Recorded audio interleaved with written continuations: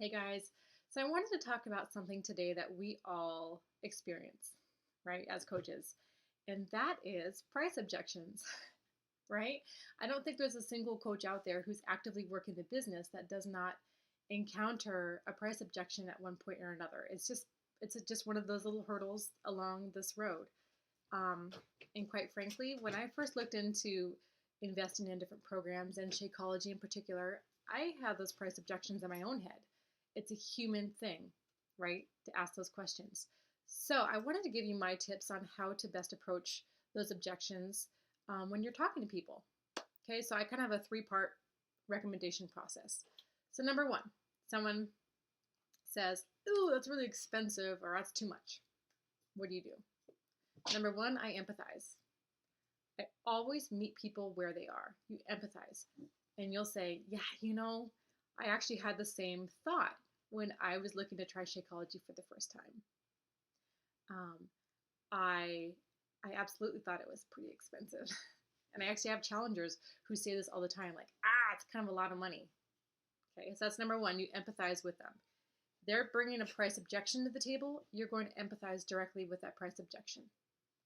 The key component here is not to come back to a price objection with talking about all the vitamins and nutrients and super clean energy. Um, that's not really going to be helpful for their price objection. Okay. So number two, what do? You share your experience, and if share your experience or share experiences of your challengers. So what do I mean by that? I mean, what I share is, I thought it was really expensive at first. And quite honestly, I wasn't quite sure about it. But then I started doing the math in my head and I realized, okay, Marion, you spend $4-ish at Starbucks every day. And sometimes when you're coming home from work late, you'll stop off at like Subway, Panda Express, name your place, and you'll spend $7, $8, $9 on, quite frankly, an unhealthy meal. I don't care if you're Jared and you're going to Subway. Let's talk about the sugar and the carbs in that bread. So I did the math, and with Shakeology being less than $4 per meal, I think I can save money doing this. And I do save money doing this. And that's what a lot of my challengers have found too. So not sure if that's helpful for you, but that's my experience. Okay, so what I did right there is I empathized and then I shared my experience.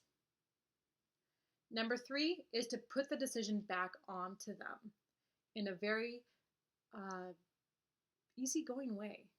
Because this is, remember, we're not focused on a sale. And if that's your whole mission here is to how can I convince someone to try Shakeology, stop. Your focus should be on helping someone, because if you convince someone to buy Shakeology and they are not totally ready or on board, then you both lose. You are going to have an unhappy challenger who's probably not going to be successful, and they're going to lose because they're not going to be successful. It has to be their decision. So that's like trying to convince a smoker to stop smoking. How well does that ever work? It doesn't. It has to be their decision. So stop focusing on the sale, empathize, share your experience, and then you put it back on them. So what I do there is I say, my goal is just to support you wherever you decide to start. My recommendation is to do this challenge pack because, quite frankly, this is what 99% of my challengers do that are successful. I want you to be successful, but I also want you to feel comfortable. So wherever you want to start, you let me know. What I've done there is I've let them know that my priority is them. It's not the sale. You have to act as if it doesn't matter, because guess what? It really doesn't. If you're in this to truly help people and support them and meet them where they are, then you welcome those price objections, because that means that they're thinking about it a little bit.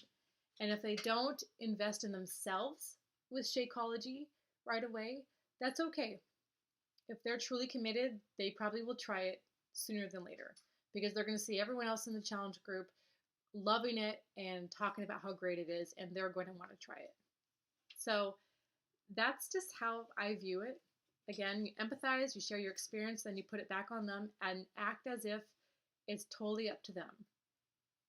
But again, I think there's multiple ways to go around it. I don't believe in scripts when talking to people about price objections because everyone is different. Just be human, be yourself, and care about the person, and you will never lose. That's my take. Hope you guys found this helpful. Have a great day. Thanks.